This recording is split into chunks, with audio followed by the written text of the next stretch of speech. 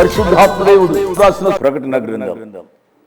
ఈ గ్రంథమును చదువువాడును వాటిని విని ఇందులో వ్రాయబడిన సంగతులను గైకును వారును ధన్యులు. ఈ సంగతులను గూర్చి సాక్ష్యమిచ్చువాడు నేను త్వరగా వచ్చుచున్నానని చెప్పుచున్నాడు. ఆమేన్. ప్రభువైన యేసు రమ్ము అని ఆ ప్రభువును ఆహ్వానిస్తూ ప్రకటన గ్రంథాన్ని మనం ధ్యానం చేసుకుందాం. అదిగదిగో కడబూరా రోగునే త్వరలోనా, అదిగదిగో కడబూరా రోగునే త్వరలోనా, అదిగదిగో రారాజు రానుండే మేఘాన, అదిగదిగో రారాజు రానుండే మేఘాన, ఇక వేదన బాధకు వీడ్కోలు, ఇక వేదన బాధకు వీడ్కోలు, మరో యుగాల జగాల సంఘ వేడుకలు నేడే నీకు ఆహ్వానం. శుద్ధుడవవు యేసు రక్తాన, శుద్ధుడవవు యేసు రక్తాన, రేపటి యుగాల ప్రతి అడుగు తెలుసుకో ప్రకటన గ్రంథ ధ్యానానా, తెలుసుకో ప్రకటన గ్రంథ ధ్యానానా. క్రీస్తు యేసు పరిశుద్ధ నామాన్ని బట్టి మీ అందరికీ శుభాశీస్సులు. మానవుని జీవితంలో అసాధ్యమైన పరిస్థితులు ఎన్నో ఉంటాయి, కానీ క్రీస్తు మన తోడుండగా అసాధ్యాన్ని సాధ్యపరిచే దేవుడు. ఆ అసాధ్యాన్ని పరచాలి అనగా మనం క్రీస్తు యందు సమాధానం కలిగి మనం జీవించాలి. ఇంత గొప్ప ఆత్మీయ సత్యాన్ని తెలుసుకోవాలి అనంటే ఈ రక్షణ సువార్త విని రక్షణ పొందాలి. ఇంత గొప్ప అవకాశాన్ని సద్వినియోగం చేసుకొని కోట్లాది ప్రజలు రక్షణ సువార్త వినేటట్టు వారు వెళ్ళలేకపోయినా వెళ్ళేలాంటి యేసుని పరిచర్యను ప్రోత్సహించి బలపరిచిన మా ప్రియులు, మా ఆప్తులు మిస్టర్ అండ్ మిసెస్ మస్తాన్ గారు మరియు గీతా గారు, వారి తిరుపతి వాస్తవ్యులు, వారి మ్యారేజ్ డే సందర్భంగా ఈ కార్యక్రమానికి సహాయం చేశారు. ఈ కార్యక్రమాన్ని వారు ప్రోత్సహించి బలపరిచారు. వారి కొరకు ప్రత్యేకంగా ప్రార్థిస్తాం.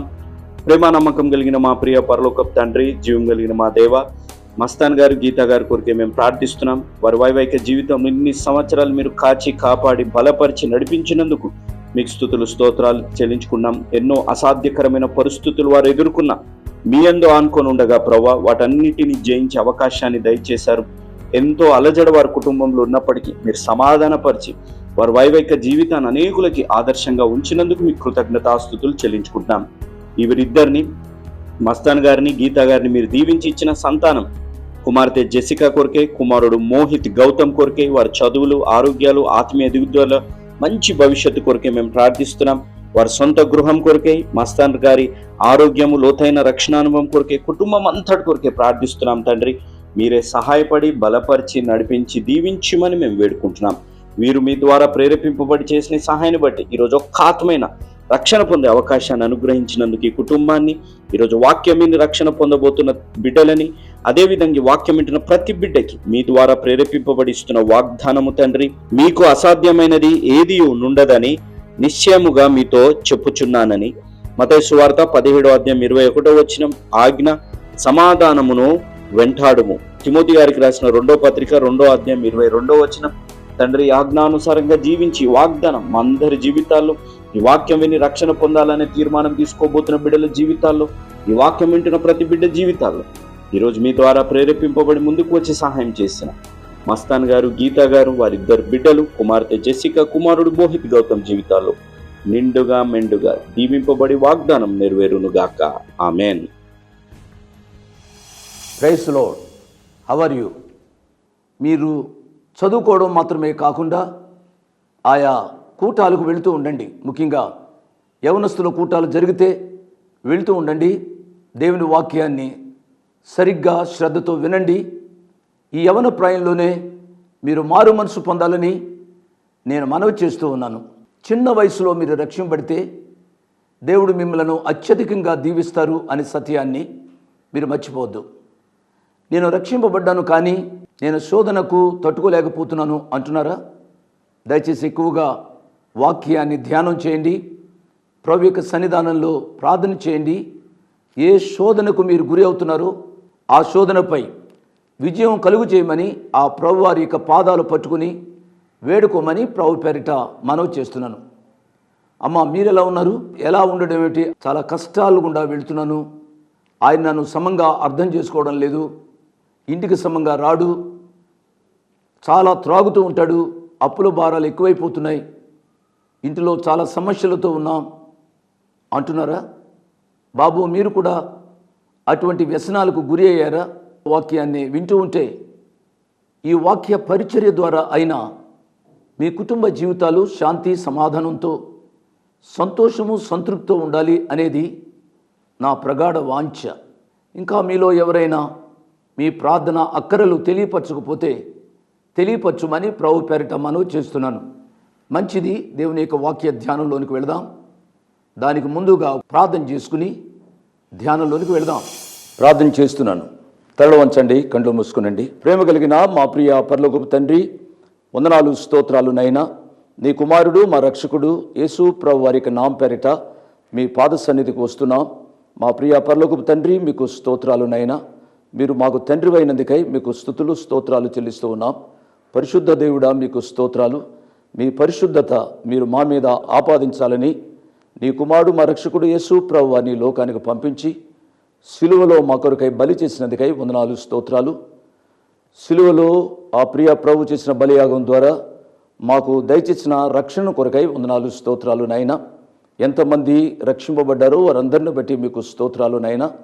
రక్షింపబడిన వారు మీ కృప నుండి అధికమైన కృప, పరిశుద్ధత నుండి అధికమైన పరిశుద్ధత మీ వాక్యానుసారమైన జీవితంలోనికి నడిపించుమని అడుగుతున్నాను నైనా. నీ పర్యాయాలు వాక్యం వింటున్నప్పుడు కూడా ఇంకా రక్షింపబడని ప్రియుల కొరకై ప్రార్థన చేస్తున్నాం. వారి యొక్క కాఠిన్య హృదయాన్ని మీ పాద సన్నిధికి తెస్తున్నాం ప్రభువా. ఏ కారణాల వలన వారి హృదయాన్ని కాఠిన్యం చేసుకుని ఇంకా మారు మనసు పొందకుండా ఉన్నారో వారిని బట్టి మేము ప్రార్థన చేస్తున్నాం నాయనా.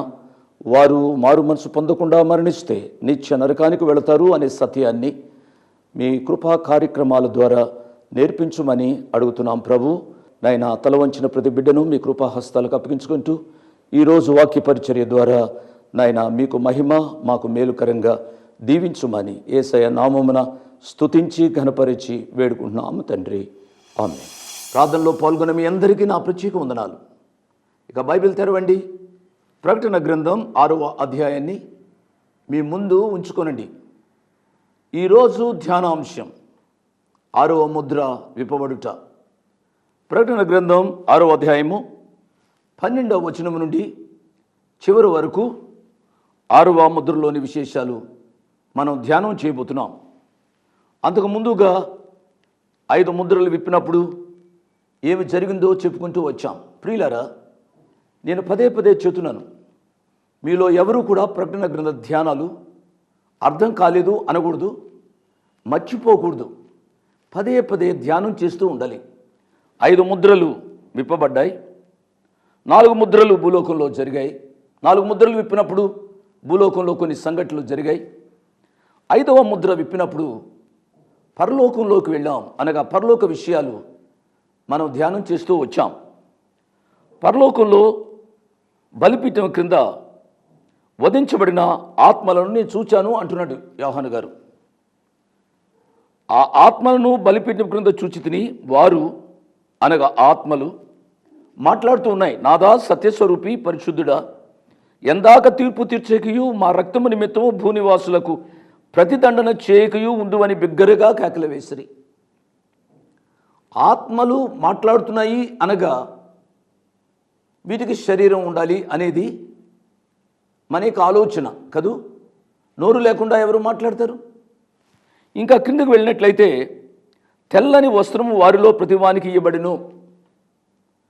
తెల్లని వస్త్రము వారికి ఇవ్వబడింది అనగా వారు ధరించారు అనగా వారికి శరీరాలు ఉండాలి కదూ. ఈ విషయాలు గత పాఠంలో మనం ధ్యానం చేస్తూ వచ్చాం. ఇటువంటి సత్యాలు మా కొరకు రాసిపెట్టినందుకై మీకు స్తోత్రాలు. కాబట్టి వారు ఆ రీతిగా ప్రతిదండన చేయమని అడిగినప్పుడు వారికి ఇవ్వబడిన మాటను కూడా మనం జ్ఞాపకం చేసుకున్నాం. కొంచెం కాలం మీరు విశ్రమించాలి అని చెప్పబడ్డారు.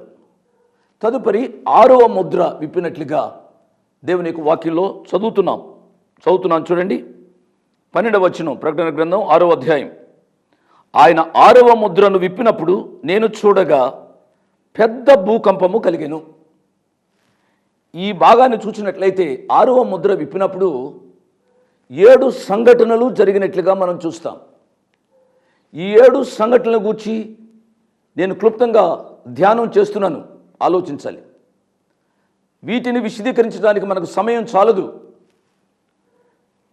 6వ ముద్రను విప్పినప్పుడు పెద్ద భూకంపం కలిగెను. అవును, ఈ భూకంపాలు జరుగుతూనే ఉన్నాయి, ఇవేమి క్రొత్త కావు. మన దేశంలో కూడా భూకంపం జరిగినట్లుగా మనం విన్నాం. ప్రపంచంలో నలుమూలల పెద్ద పెద్ద భూకంపాలు జరుగుతున్నట్లుగా మనం చూస్తాం. ఎందుకు భూమికి భూకంపాలు జరుగుతున్నాయి అని మనం ధ్యానం చేసినట్లయితే ప్రియులరా, ఆది మానవులు ఆదాము అవ్వలు పాపము చేయడం వలన భూమి శపించబడింది. భూమి శపించబడింది కాబట్టి భూమికి విమోచన కావాలి. నేను పదే పదే చెబుతున్నాను, పాప ఫలితము ఎంత దుష్ఫలితాలను ఇస్తుందో ఆలోచించాలి కదూ. ఈనాడు నీకు టీబీ వచ్చింది, ఈనాడు హెచ్ఐవి వచ్చింది, ఎయిడ్స్ వ్యాధితో బాధపడుతున్నావు, అనేకములైన రోగాలతో ఈనాడు మానవులు బాధపడుతున్నారు. ఒక బలమైన కారణం ఏమిటనగా పాపము. అంటే వచ్చే రోగాలన్నిటికీ పాపమే కారణమని నేను అనడం లేదు, కానీ భయంకరమైన రోగాలకు కారణం భయంకరమైన పాపాలు అనే సత్యాన్ని అర్థం చేసుకోవాలి.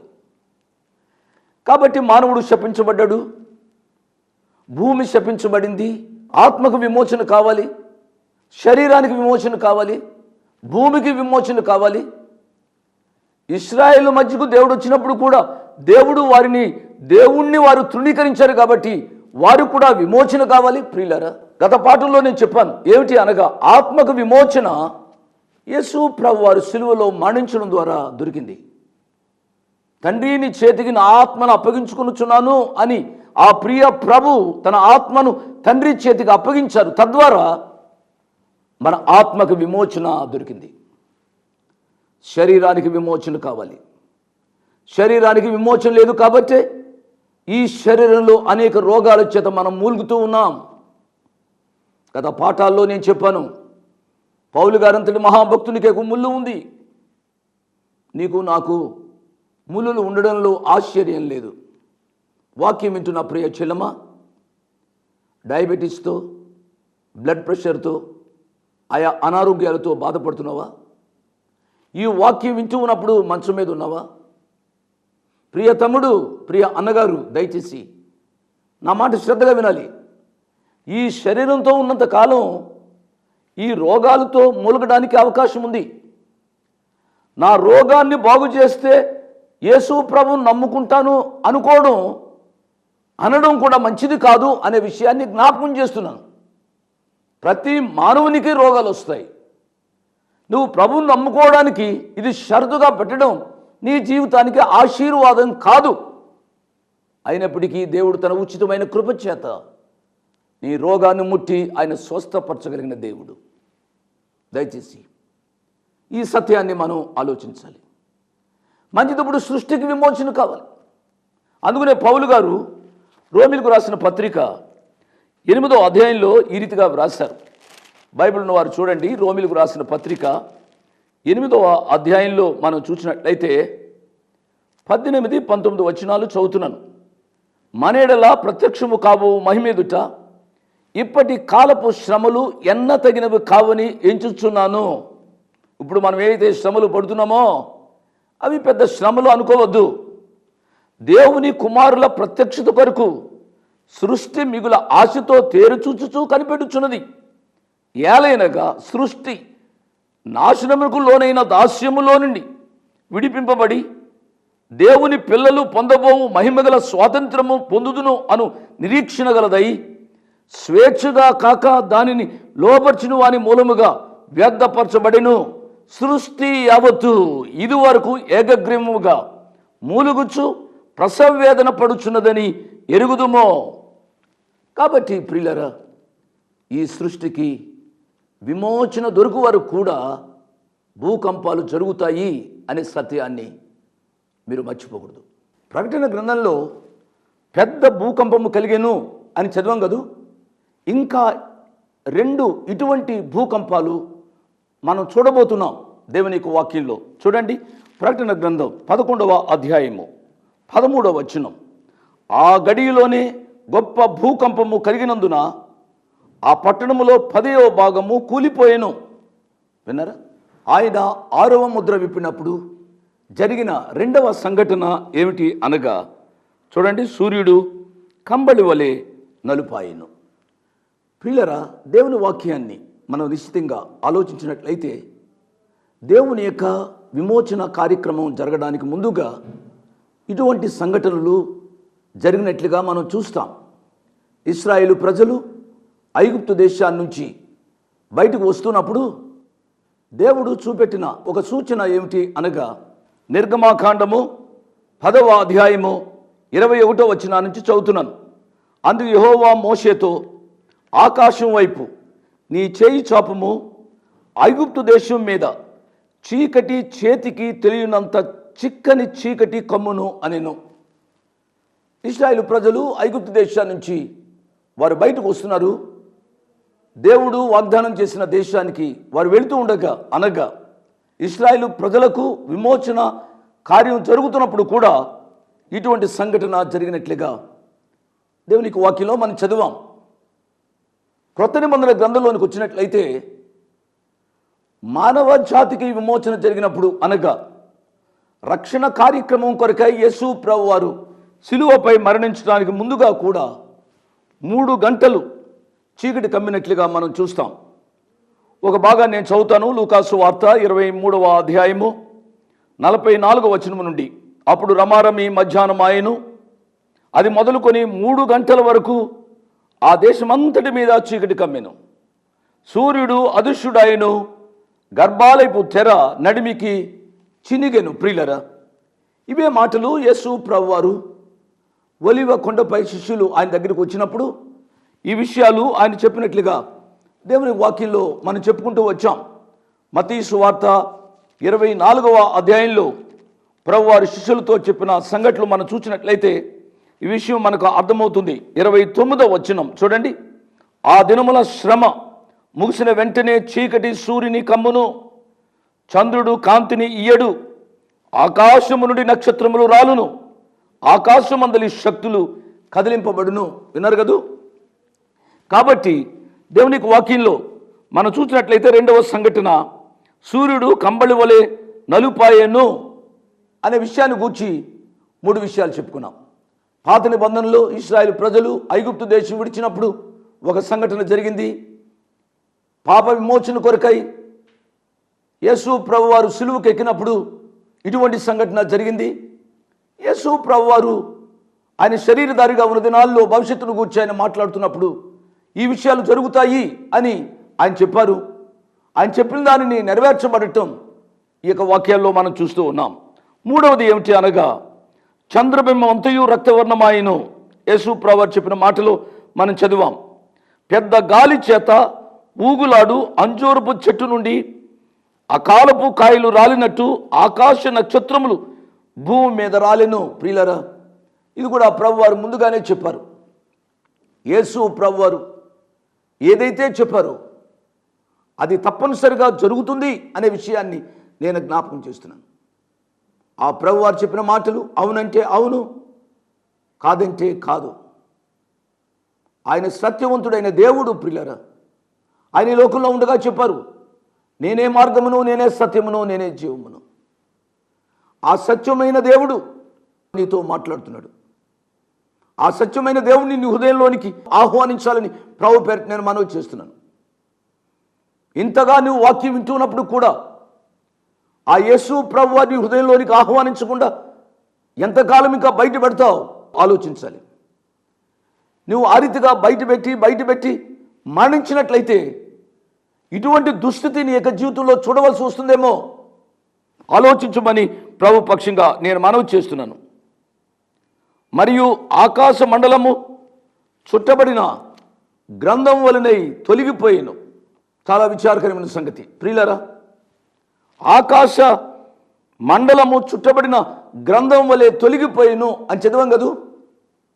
ఆకాశం విశాలం కదా, ఏ రీతిగా చుట్టబడుతుంది అని మీరు అడుగుతారేమో. ఆకాశం విశాలము అనున్నది ఇప్పుడు ఏదో శాస్త్రజ్ఞ సైంటిస్టులు కనుగొన్నది కాదు. ఆదికాండం 1వ అధ్యాయం 7-8 వచనాలు మనం చదివినట్లయితే ఆకాశం విశాలంగా చేయబడింది అనేది మనం చదువుతాం. దేవుని వాక్యంలో కొన్ని వేల సంవత్సరాలకు ముందుగానే వ్రాయబడింది దినాల్లో శాస్త్రజ్ఞులు చెబుతున్నారు. అంతకంటే గొప్ప సంగతి ఏమీ లేదు ప్రియులారా. దయచేసి ఈ సత్యాన్ని మనం అర్థం చేసుకోవాలి. అందుకని దేవుని వాక్యాన్ని ఎంత నిశ్చితంగా మనం చదువుతామో, ఎంత జాగ్రత్తగా మనం చదువుతామో దేవునికి అంత సమీపంగా ఉండడానికి అవకాశం ఉంది. ప్రతి కొండయు ప్రతి ద్వీపమును వాటి వాటి స్థానములు తప్పెను. భూరాజులను గనులను సహస్రాధిపతులను ధనికులను బలిష్ఠులను ప్రతి దాసుడును ప్రతి స్వతంత్రుడును కొండ గుహలలోను బండ సందులలోను దాగుకొని సింహాసనాసుడిన వాని యొక్కయు గొర్రెపిల్ల యొక్కయు ఉగ్రత మహాదినము వచ్చెను. దానికి తాళ జాలిన వాడెవడు? మీరు మా మీద పడి ఆయన సన్నిధికిని గొర్రెపిల్ల ఉగ్రతకును మమ్మను మరుగు చేయడి అని పర్వతములతోనూ బండలతోనూ చెప్పుచున్నారు. ప్రియులరా, ఈ సత్యాన్ని మనం ఆలోచించాలి. ఎందుచేతనగా ఈ యొక్క గొప్ప గొప్ప వాళ్ళు 7 రకాలైన మనుషులను నేను చదివాను. ఈ గొప్ప గొప్ప వాళ్ళు వారు కొండల్లోనికి గుహల్లోనికి బండల సందుల్లోనికి వెళ్ళి అక్కడ దాగుకుంటారు. ఎందుకు అనగా గుహలు రక్షిస్తాయేమో అని, బండ సందులు రక్షిస్తాయేమో అని వారు దాక్కుంటారు కదూ. ఈ దినాల్లో కూడా మనుషులను చూస్తూ ఉన్నాం. కొండలకు వెళ్తున్నారు. ప్రియులరా, నేను ఎవరిని విమర్శించడంలే, నేనే మతాన్ని విమర్శించడంలే. ఈ రీతిగా కొండలకు వెళ్ళేది అన్ని మతాల్లోనూ ఉన్నది. ఏదో క్రైస్తవ మతం అని చెప్పుకుంటే దాంట్లో ఏమి గొప్పతనం లేదు. ఈ క్రైస్తవులు అని చెప్పుకునే వారు కూడా కొండలకు వెళ్తున్నారు, గుహల్లోకి వెళ్తున్నారు, బండ సందుల్లోనికి వెళ్తున్నారు. చాలా విచారకరమైన సంగతి. ఇంత గొప్ప గొప్ప వాళ్ళు కూడా ఇటువంటి పరిస్థితుల్లోనికి దాక్కొని ఏమంటున్నారు అంటే, సింహాసనాశ్రయుడైన వాని యొక్కయు గొర్రెపిల్ల యొక్కయు ఉగ్రత మహాదినము వచ్చినే, దానికి తాళజాలిన వాడు ఎవడు అని అనుకుంటూ ఆ గొర్రెపిల్లను ఆశ్రయించడం లేదు. చాలా విచారకరమైన సంగతి కదూ. ఎందుచేతనగా ఇటువంటి పరిస్థితుల్లో వారు దాగుకునే దానికంటే ఆ గొర్రె పిల్లను ఆశ్రయిస్తే వారికి ఆశ్రయం దొరుకుతుంది. కానీ ప్రియులరా, వారు ఆ రీతిగా ఆ గొర్రె పిల్లను ఆశ్రయించకుండా ఆ రక్షకుడైన యేసు ప్రభు వారి దగ్గరికి వెళ్ళి ప్రార్థన చేయకుండా వారు ఏం చేస్తున్నారు అనగా, మీరు మా మీద పడి ఎవరిని, కొండలను గుహలను బండ సందులను మా మీద పడి ఆయన సన్నిధికిని గొర్రెపిల్ల ఉగ్రతకును మమ్మను మరుగు చేయడి అని వాటితో చెబుతున్నట్లుగా మనం చూస్తాం. నేను ముగిస్తున్నాను. ప్రియ తమ్ముడు, ప్రియ చెల్లి, పర్వతములతోనూ బండలతోనూ చెప్పుకునే దానికంటే యేసు ప్రభు వారు వాక్య రూపేణ మీ మధ్యకు వచ్చారు. ఆ 2 చేతులు జోడించి నేను ఒక మాట చెప్తున్నాను. అయ్యా, అమ్మా, పాప, బాబు, యేసు ప్రభు వారిని నీ సొంత రక్షకునిగా అంగీకరించు. నీ పాపాలను విమోచించుటకు యేసు ప్రభు వారు సిలువలో తన రక్తాన్ని చిందించారు. యేసయ్య ప్రతి ప్రజల యొక్క పాపాన్ని ఆయన క్షమించడానికి, విమోచించడానికి ఇష్టపడుతున్నారు. అయ్యా, రండి, ప్రభు దగ్గరికి రండి, ప్రయాసపడి భారం మోసుకునిచున్న సమస్త జనులారా, అయ్యలారా, నా ఎదుగు రండి, యేసయ్య దగ్గర రండి అని దేవునికి వాక్యం, దేవుని సేవకులు ఘోషిస్తూ చెబుతున్నారు. అయ్యా అని నేను పిలుస్తున్న మాట నువ్వు వినకపోతే, అయ్యో అయ్యో, మా మీద పడి ఆ ఉగ్రతకు మమ్మలను మరుగు చేయండి అని పర్వతములతోనూ బండలతోనూ చెప్పుకునే రోజు వస్తుంది.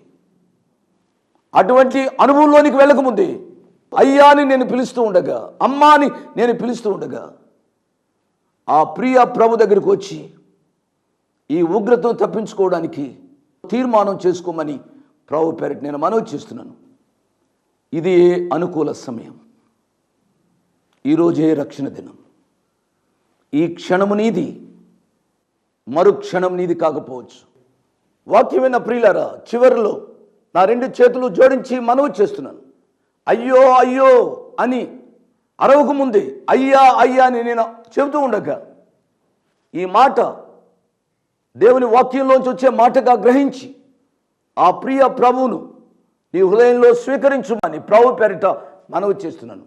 అతి కృప పరిశుద్ధాత్మదేవుడు వాక్యం విన్న ప్రతి బిడ్డకు అనుగ్రహించునుగాక.